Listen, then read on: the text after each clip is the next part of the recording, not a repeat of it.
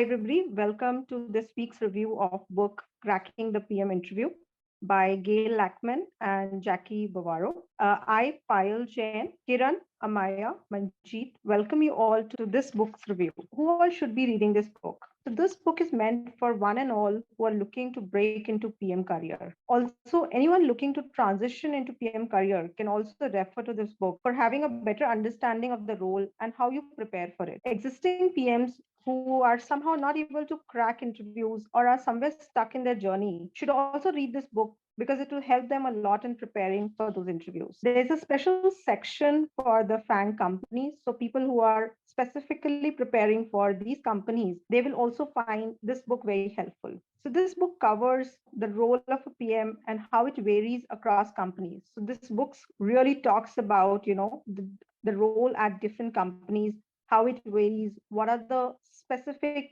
focuses on the various companies. So you can actually learn about based on your skills, which are the companies suited for you. It also talks about how to write resumes and cover letters while applying for the role, how to research about the company before applying.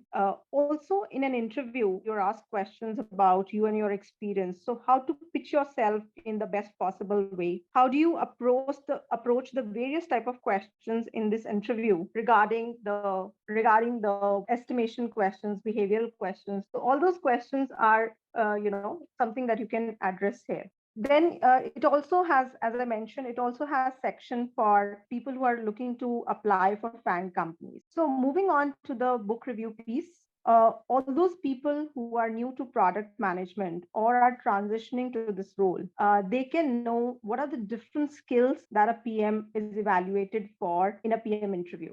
This will give you a good insight about what are the skills you already have, what are the skills that you should be looking to add. So these are the different phases of a product life cycle, and in each phase the product manager has to be exercising certain key skills. So if you see here, PM has a high focus on understanding the customer pain points, understanding the business, prioritizing the what to build, innovate while ideating the solutions. Also, he has to have a good design skills, good articulation skills, define clear goals for the product, define what are the success metrics that will be there for the product. All this is very important for him. PM who's also well versed with certain technical skills, either coming from an engineering background or also keen to learning those certain coding skills, he has an edge over other PMs because he's able to effectively communicate with the engineers. He's also able to understand their pain points, understand what issues they face. The technical skills help him take that conversations much better with their engineers. Taking quick decisions where there's a trade-off required. This is a very important skill in the PM role because every day you have to take so many decisions, make so many trade-offs.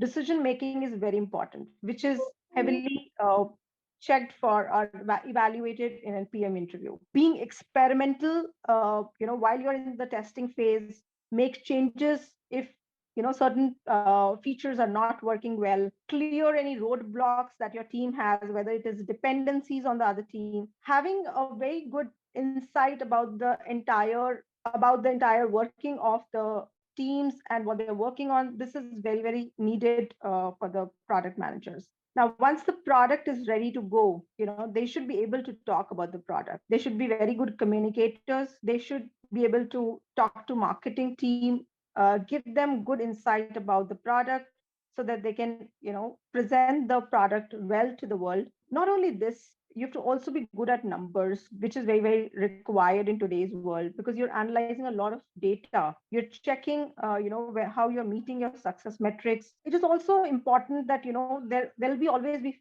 cases of failures when you launch a product. Now, how do you react in that situation? How do you have a plan B for those situations? So all these things you have to practice all these things for an interview. So this book has a very good examples and very elaborate information on building all these skills. Anybody who doesn't have a PM experience, this is a very good alternative to showcase your skills in a PM interview. Also, people who are looking to transition to a PM role may not have experience in certain skills like an engineer, who has not worked as a PM and is now looking to transition to a PM role, how he can showcase customer centricity, design skills. So building side projects can be a very good way to build on those skills and showcase those skills. So how do you pick a project when you have to build a side project? One of the things that you should think of while choosing what to do as a side project is what are the key skills that you're looking to showcase in your interview. Or if you set those goals for yourself, you will really know what you want to do as a side project. Now once you've picked up a side project, probably first thing probably everybody should be doing is have a flavor of how do you talk to your customers and understand the problem better. Decide on a problem statement, but whether we know how do we know whether we are solving the right problem or whether we understand the problem better. So go and talk to your customers. This will give you a good flavor of how to talk to customers. Understanding the problem is so much important, and not just solve the problem that we think the problem is. You can also use some of the design tools available in the market like Figma and all to design your solution. So once you understand the problem, document it, and then work on the design part. Take it as a process, how you design your solution. Build certain prototypes to showcase your solution. These prototypes can be even be your deliverable to your product or to your project. If you are not a technical person, or you're more focusing on the design skills, but if you are looking to go ahead, you can also think of engaging with some of the developer folks you have in your circle, or using some of the no code tools that are available in the market these days, that you could use to actually have a working solution, have a working prototype for yourself that you can actually take to the market. This will give you an overall understanding of the process, and will be very effective when you take it to the market. Once you're ready with your solution, you can actually publish it on the Play Store in a beta version, and take that to your customers, get feedback. Is when you go through all these activities, you will have a very good sense of what happens in the entire journey. This will actually showcase in your interview when you're talking about your product that you've built as a side project, and give the interviewer a very good insight about your skills that you've developed in this whole journey. On to our next big idea, where it all starts. The first step for any interview is preparing the resume. Yes, it's no big surprise, of course, but the toughest job is getting the resume right, like the one that fits for all. There's nothing like that fits for all. Every company needs a tailored resume for their job offering. You may be very good experience, but if you don't reflect that in your resume, obviously you will be finding yourself in a position like this Spider-Man. Generally, interviewers get a very short period of time. That's not 15 minutes. It's only 15 seconds. So you should be either Rajnikant to understand the entire resume, read through the entire resume within 15 seconds. If you have to just make sure that your resume is selected, you should be able to present your entire experience within 15 seconds. So for that, there are certain rules that you can follow. The shorter is better. Focus on what is important and leave out the rest. Just keep what is important on the resume. Make sure that you use a bullet points. Don't write a paragraphs. Any paragraph on a resume which is more than 2 to 3 lines or even longer, it's complete no.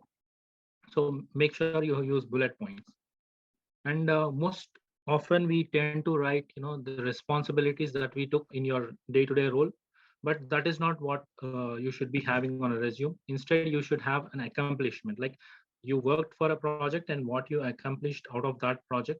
Maybe you can put that on a resume, but not the exact day-to-day roles, like writing test cases and all. It could be anything, but just it should be accomplishment. So it's quite often that we go to Google and find out for a good template, and you will be surprised to see such a beautiful, cute looking resumes with a good picture and a lot of stuff which is with different colors, which is eye catchy. But those are not something that a interviewer would be liking to see that. What a good resume is, the job to be done is just to land you in an interview. So your resume should be covering most of the stuff in a small place, and not something that you can showcase. It is not for some designers. So make sure you keep it short and keep all the important stuff there. Generally, what happens is like when we don't complete certain projects. For example, if you are in a project, if you are in a school or a college, you did some project, but it's just for your internal purpose or for your learning purpose. But if you can project that as something that you are learning, that you have learned something, be it in a leadership qualities or anything, be it technical, you should keep that stuff, whether it is to the market or not, whether it is successful or not. If you have followed a process and you learned something out of it, just keep it in the resume. Yeah, so what to consider? Generally, you have to exclude certain things and you have to include certain things as slideshows. Objectives. Objectives are something which you write a couple of lines like I'm a hardworking looking for a great company. So all such stuff is not needed. Try to exclude them. And summary, don't have to write 3 or 4 lines of summary, which you can actually exclude and make some space for something which is which may be your accomplishments or something which you can showcase your skills. And certain activities which doesn't have anything to do with your job, don't put that. And also college and university. Generally, for a 5 to 6 years of experience or greater than that, uh, going past to 5 to 6 years or even 3 to 4 years is not something that is recommended. So you don't have to give a college or GPA unless and until it's something that so important that you can carry it through 10 years. So what to include? Definitely skills. Skills are something that you can map to your requirements of the job. So you should have the skills. Then awards, if you have got any awards, be it internal to the organization, be it outside of the organization, like any hackathons or anything that you did in the market or within that industry, you can showcase that. And also the projects, be it your internal projects, external projects, anything, even in the college, if you did any projects, definitely you put that. And if you have a website URL, there's nothing like it, just go with it and paste that in your resume. If you don't have a website URL, you can still use your social media, something like LinkedIn, for reference. And of course, extracurricular education, something like you have taken online courses, you can do that. So that's more about resume. And I know many of you would have already written a resumes, but you can just use these tips to make it better. So this, on to the next idea now. This is something that how you will demonstrate the confidence to the interviewer. That means like what you can offer for the company. First of all, yeah, this is all about a cover letters. Do you need one? So generally what happens is not all companies ask for cover letters, and the one that asks for, they take it seriously. So generally we tend to have resumes but not cover letters. So it depends on the company that you're applying for. If they really wants that, then definitely you should have one. And also, like, if it is recommended to attach your cover letter to your resume and then use that for applying the jobs. So you might have already known that the attention span of the screening a resume is merely 15 seconds. So within that short span of time, it's very difficult to someone to read a resume with so much of bullet points. You would have so much of accomplishments, but cover letter serves the purpose of able to convey that the person is worth calling for an interview. So in general, the cover letters will speak about what you would want to do once you join the company, like your future plan. Maybe I want to be with this company and be a core partner of such a product. But whereas in your resume you would have already spoken something that you did in the past, but this is your chance where you can project what you want to do to the company. Cover letter serves the purpose of connecting your experiences with your job requirements. So there are certain rules that you can still follow when you're writing your cover letters. First thing is, keep it short.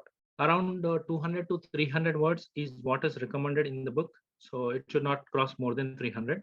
You should be expressing your passion when you write something on your cover letter. Like for example, let's say I'm joining a video game product company. So I should be, someone who is very interested in participating in the games or any gameathon activities that happens or in the past, or you can relate all those experiences and make sure that you are passionate about the video games. If you're like, for example, if you're joining a video game company, so that's how you should show your passion, demonstrate the skill, because you cannot just replace what copy paste what is there in the resume, but you should think about some situation where you handled it in a different way, which very matured way. Probably you can use that situation and write a statement or a couple of statements about that and demonstrate your skills in a cover letter. Then demonstrate leadership. Like all PM jobs is all about influencing without any authority. Like for example, this, let's take a product book club here. No one has authority or the liability, but how Karthik runs this is definitely an example of influence without authority. I treat her as a leader, so who demonstrates leadership every day. Examples of a bad cover letter and a good cover letter. In the left side, oh, sorry, one second, I just want to read one line there. I'm just wondering if you are still offering this position. This is something, a person who has written, but this cannot be your cover letter. And also on the right side, if you see the big list, it cannot be your cover letter. So these are some of bad examples, and some good examples of cover letters is like it should address the reader. If you know the person who would be reading this, then you can directly say dear that person name, which is very good. And in the first paragraph, 3 to 4 lines, introduce yourself. That is good. And in the second paragraph, background mapping. That means whatever the your skills that you have, how you can, like you may be from a different background, not a product management, but you can take those examples of a leadership and map that into the role of a product manager. So something background mapping should be able to do in this section. And why you are excited about this certain role. You can write that in a couple of statements, like your example in a gaming company.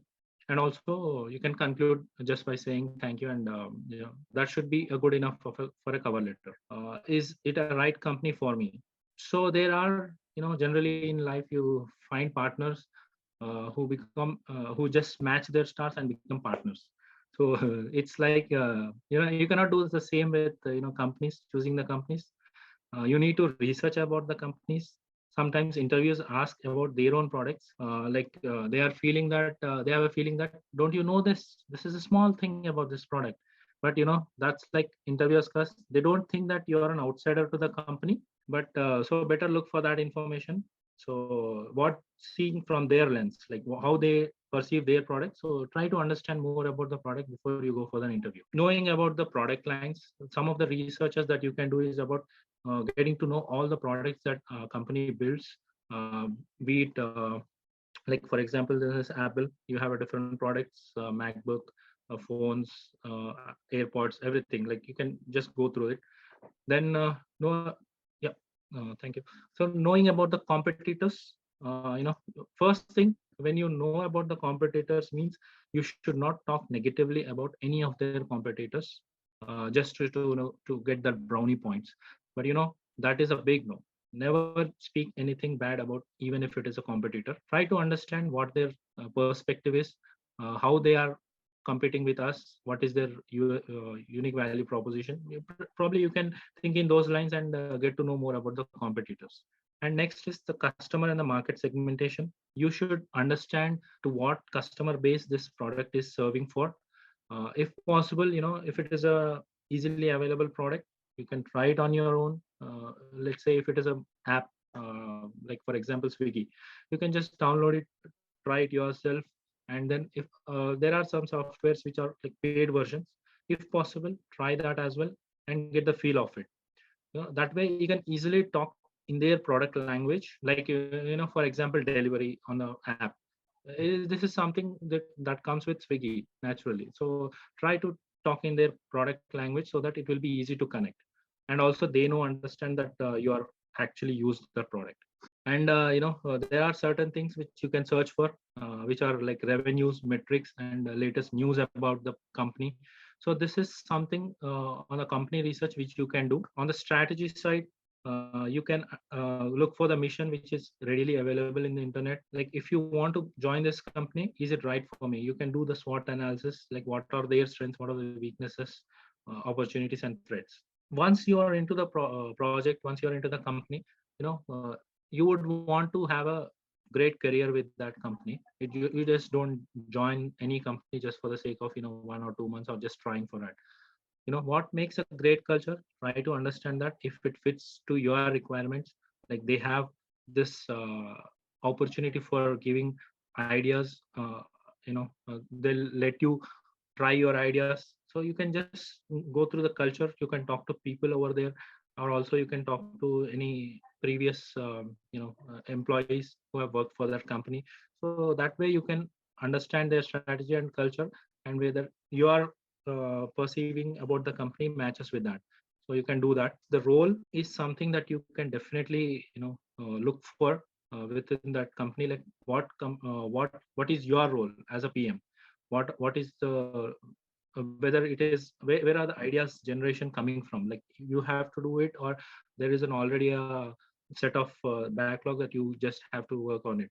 So it's up to your, like, if your perspective is like to get to a role wherein you get a chance to uh, put your ideas forward, then this is not something that you're looking for. So try to understand the role, ask these questions in the interviews for understanding the role. Next is questions to ask. So there will definitely be a section where interviewer will ask you to ask questions. Use this place for asking something useful, something passionate, and something on their expertise. Something which you don't want to ask is some common things like how many vacations leaves do this company provide. All such silly things probably you don't have to ask in an interview. And obviously what is the share price, which is very well you can find out in the Google. Don't do that. And critically, like I took a bad example maybe, but why didn't you select my friend, or something which you can put them in spot. Don't do that. Yeah, these are the questions that you should not ask. So that's from me. So next important aspect of the interview would be obviously product questions. Here they would typically ask about these three types of product questions. How would you design a particular product? What would you improve about a particular product? And what's your favorite product and why? Let's pick one product to improve, a product that we have all experienced, WhatsApp communities. Here is a step-by-step method for attacking this question. Step 1, what is the goal of the product? Is it to design the best product for the user, or to increase revenue, or is it some other metric? For instance, WhatsApp community is designed to help organizations, clubs, schools, private group to stay organized and increase engagement. Step 2, what problems does the user and the product face right now? Is it to expand its user base, or is it looking to increase revenue or increase user engagement, or is it something else? For instance, it is facing stiff competition from Telegram, Discord, and other messaging apps. This is a screenshot from LinkedIn, a discussion from LinkedIn. The beta hasn't shown a very immediate benefit for pro users. And of course, we have experienced that there is churn when we are moving from groups. How would we solve the problem? And probably as a WhatsApp PM, in the WhatsApp PM interview, a mix of both approaches could have helped. Sharing a mixture of bold, crazy idea. Something like partnering up with the biggest community and showcasing them as a star community, or have a small onboarding guide for admins that helps them navigate through different features in the app. Step 4, how would you implement these solutions? What are the different technical and business challenges? For instance, can WhatsApp test these ideas with a limited group based on geography or different use cases? Step 5, how would you validate your solution? A good PM knows that they are not always right, and these suggestions are a little more than an educated guess. Discuss with the interviewer whether the solution would have worked. These are roughly the 5 steps. What is the goal of the product? What problems does the product face? How would you solve this problem? How would you implement these solutions? And how would you validate your solution? Next important question that you will obviously get in an interview is about a case question. But what exactly is a case question? A case question where you are presented with a business solution and asked to provide solution. A consultant focuses on big picture problems. A PM probably will focus on product and customers and make decision on feature sets, market entry, and following through on implementing the product. To think in a concise manner and solving these case questions, we have to use frameworks. But when you Google product framework, there are probably 1 billion results that are on Google. This book gives you all frameworks and structures that you can visit later. But let's discuss one of them. Let's circle back and think of communities as a product, and think of user activities as a metric. How many users are actually using communities? How many have actually interacted with the community? What is the chatter about it in different creator circles? Is it enthusiastic, or is it coming with a backlash? These are the user activity points that probably one would need to discuss. We all discussed or looked into who is PM and PM's role and the roadmap, resumes, cover letters, and challenges in building them. And we looked into product questions and case questions as well. Now, have you all worried or wondered with that highlighted letter there, or got any rejections because of that? Now let's move to my next big idea, which is behavioral questions. And here I'm going to talk about a PM behaviors and challenges and how to tackle the behavioral questions in an interview. Most likely, these are some behaviors which interviewers look for in a PM: leadership and influence, challenges, mistakes and failures, success, and the teamwork. For example, let's go to the next one. With this particular framework here, which is called STAR framework, I would like to demonstrate an example and how we can imply this framework to resolve a behavioral question. Suppose you're asked a question like, how did you resolve a conflict with your coworker in the past? Now the situation here is a conflict with your coworker, and the task in front of you is, how would you resolve this conflict with your coworker? And the action you're going to take here is, you will invite your coworker, discuss the underlying issue with them and the possible solutions with the coworker in order to resolve the conflict. And hopefully the result will definitely be fruitful when you step out, because you have cleared the air, you have discussed all the possible solutions to clear the conflict. That's what is called a STAR framework to clear the behavioral issues or behavioral questions. Let's think of this image. What are we calculating here? What are we confused with all these tools? And what are we trying to achieve here? Yes, so we are all confused with that. So that's my next big idea, to talk about the estimation questions. What really estimation means? Estimation here means a sensible, a clever, a fine art of guessing. Exactly. And now all the PMs, or most of all the PMs, are great at problem solving and the estimation. That's why they're able to achieve their deliverables. Now let me demonstrate an example here before I step into this approach. Now, what if you're asked a question like, please answer annual revenue of Honda in terms of the sedan car revenue, or something like that, right? Nobody really cares about your precise in answering or something like that. But even if you come close with all the background research, resources, information, and all those figures, even if you come close to the answer, you will definitely nail the estimation around with a bang. So that's what called, being a clever or sensible guesser and being a good estimator. Now, here is another example for this particular step, which in the book called 8-step approach. Imagine that you're sitting in a 12th grade mathematics examination room. The moment you get a question paper, you all will think about questions. You all will think about jotting down answers, breaking down the question, clarifying your doubts in your mind, and solving the equations, etc. Right? So likewise, we exactly imply the same theory here with the 8-step approach. As soon as you're asked an estimation question, first thing you will do is you will clarify your question. That's the first step. Second, you will catalog all the information you have in your brain and make it look like a resource. Even if you don't know, you will look for the catalog of information. Thirdly, we will make an equation out of all those numbers and all the formula we have. We will try and create an equation so that it will be better for us to come with an answer. Fourth, think of edge cases and alternate. Look for the hints and the missing information in that particular question and try to create an answer. Fifth, break it down. Exactly. No question is unbreakable. You can break it down to make it look easy so that you can come to the conclusion quickly. Once you all done this, you need to review and state your assumptions. You cannot jump directly into the conclusion before reviewing or stating the assumptions. 7, doing the maths. Yes, you now have got the numbers, equations right, everything is in place. All you need to do is adding or multiplying those numbers, doing a simple math in order to provide the tailor-made answer. And now eventually we will reach to the stage, the 8th stage, which is a sanity check. Exactly. So this is very important for all of us to do the double check before handing this answer to an interviewer. This is for our authority check, or then doing a double check will always prove us right. So this is what called an 8-step approach or demonstrated in the book, which is very, very useful from the estimation point of view. Now let's move to the next one.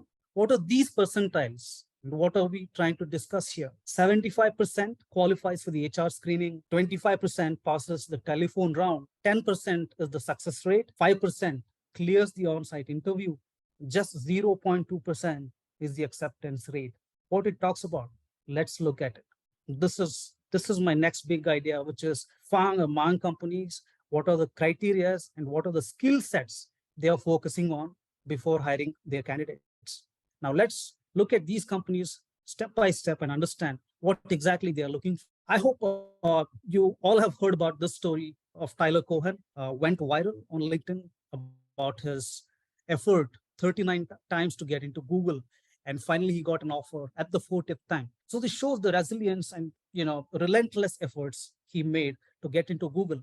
But what they are looking for in a candidate before they hire them, right? So let's look into that. Some of them or many of them are looking generally with these categories, right?